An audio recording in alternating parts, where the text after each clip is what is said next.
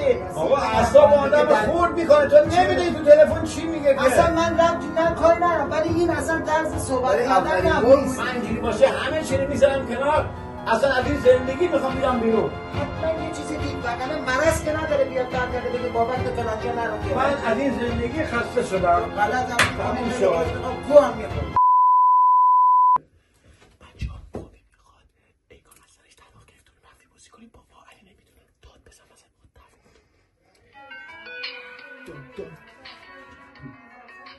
چیه؟ آقا زنگ نزن به من صبح تا دهن من سرویس کردی. من میخوام برم بیرون. خب میرم بیرون، هر جا دوست دارم میرم. زفت پد نکن بابا. آقا نمیخواد. آقا اصلا به کسی ربطی نداره که. نه اصلا به کسی ربطی نداره. هر کاری دوست داری برو بکن. ها خیلی خوب بابا یواشتر. خیلی خوب باشه. همه جا به حیثیت ما رو میبری تو. خیلی خوب خیلی خوب. نه لازم نکرده. هر کاری دوست دارم میکنم. خب نه تکلیف من باید روشن میکنم. حالا خودت متوجه میشی. باشه فوش نده. فوش دادم باشه منم برام فوش بدم. امام زمان تو هم نه لازم نکرده. آقا دیگه به من زنگ نزن. تکلیف من خیلی زود باید روشن میکنم. خیلی خوب. باشه باره بابا. قطعش کن. قطع کرد. خودش هم قطع کرد. حرفا بودم من تو حیه صدا تو میادم سر همین برق همه اینجا صدا کنم.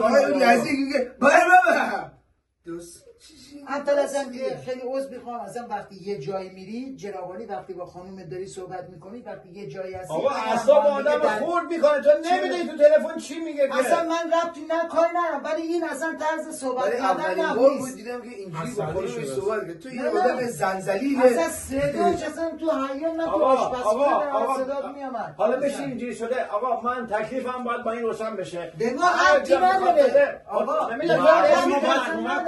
رفیق من دارم با تو یارو مشورت میکنم. هر جا بخوام برم به من گیر میده. حالا شاید یه ببخشید ساکت باش، شاید یه چیزی از تو دیده باشه که آقا مثلا آقا چیشی دیده؟ مثلا شما حتما چیشی دیدین. مثلا چیشی من دارم چیشی دارم. بگو چیشی ندیدیم. بگو آقا هر چه دهنش در میاد میگه کسی باشه کسی نباشه. نه کارمون تموم آقا. یعنی الان تو همینجوری اصلا من دیگه نمیتونم. اینم تو آپارتمان همینجوری داره. آره همینجوری بدتر از من. بدتر از من. نه بعد تکلیفمون روشن شه. من اینجوری باشه همه چی رو میذارم کنار، اصلا از این زندگی میخوام بیام بیرون. یعنی اصلا ببین آقا خیلی وقت من اصلا خیلی وقت فکرامو کردم. اصلا اینا ازم تو عصبانیت توی تمام خانواده ها هست.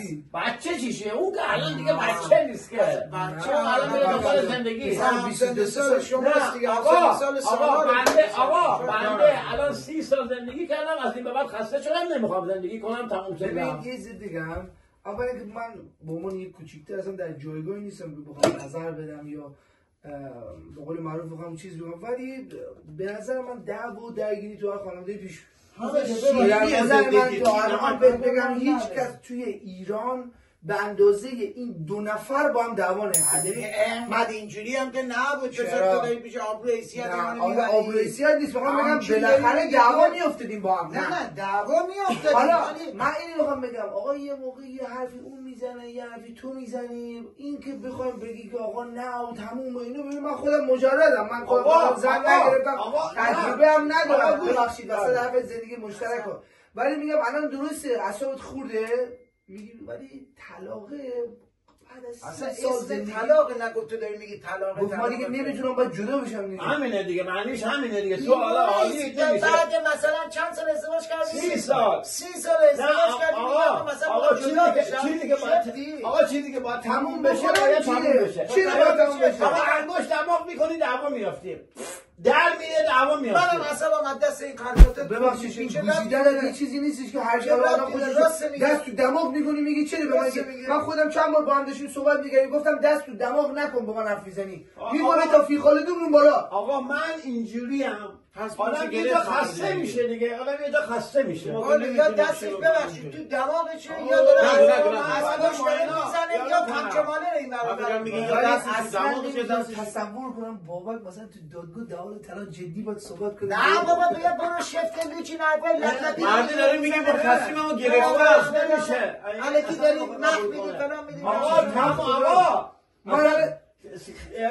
بابک خیلی وقت نه تو اهل این آدم اهل این قفتی بازی ها هستی که بخواد جدا بشی، نه اون خانومت اهل این برنامه هستش که بعد 30 سال بخواد بیاد تو دادگاه بخواد جدا بشی. یه حرفی بود تموم شد. چی تموم شد؟ تموم شد. چی تموم شد؟ حتما یه معمولک بازی در آوردی خانومت میگه فلانجا نرو. چرا میگه؟ حتما داره دماغتو بهونه میکنه، نمیدونه اون قضیه رو به رود بیاره که درسته. حتما یه چیز دید وگرنه مرض که نداره بیاد برگرده بگه بابک تو فلانجا نرو که. ولی ببین گوز راست میگه، گوز چیز بدی. آقا وقتی میگه یه دفعه جلوش دیگه باعث طلاق نباید بشه. آقا طلاق چی؟ حالا ما داریم شوخی میگیم طلاق چی؟ الگه بچه بازی نمیگه. من بنده بابک جلیدیش میگم دیگه، بابک اسلامی جلیدی تصمیم خودم گرفتم. من از این زندگی خسته شدم. غلط هم میکنم گو هم میخوری. حالا من هرچی خانومت میگه ما چی ربطی داره؟ نه این یه کاری کرده بابا اصلا میگم چه کرده شده. آقا چه کرده چه نکرده زندگی شخصی خودشه.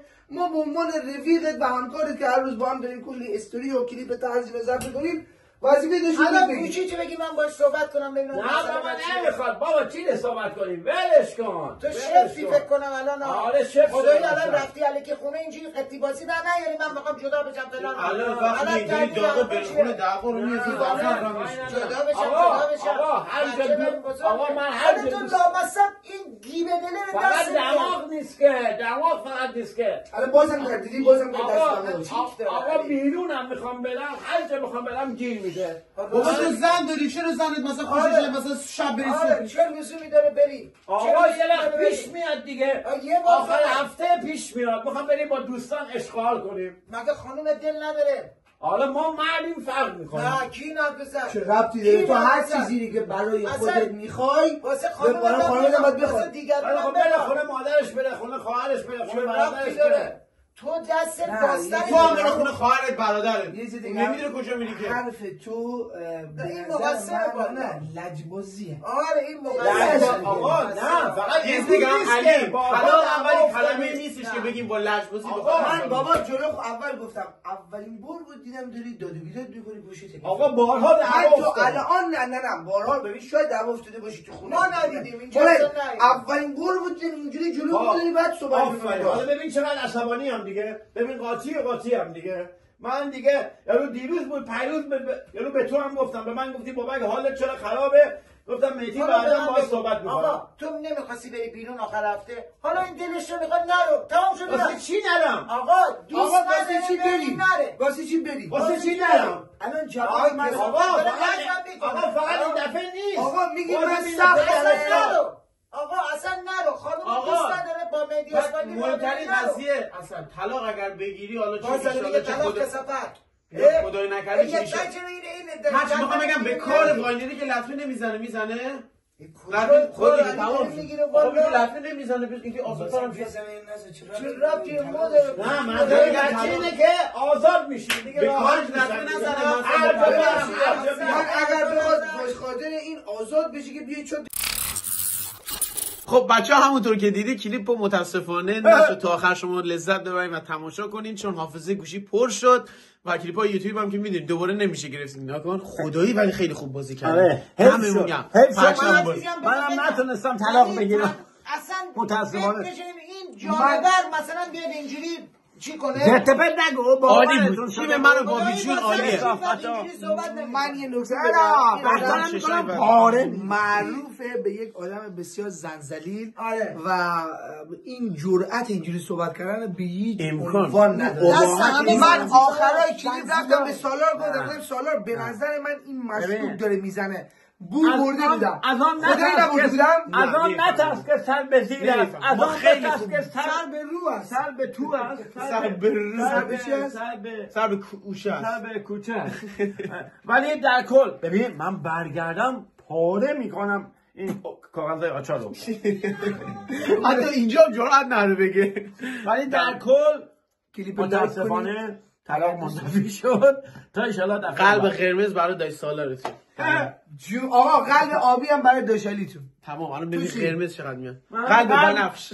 من قلب بنفش برای دوست صورتی بنفش.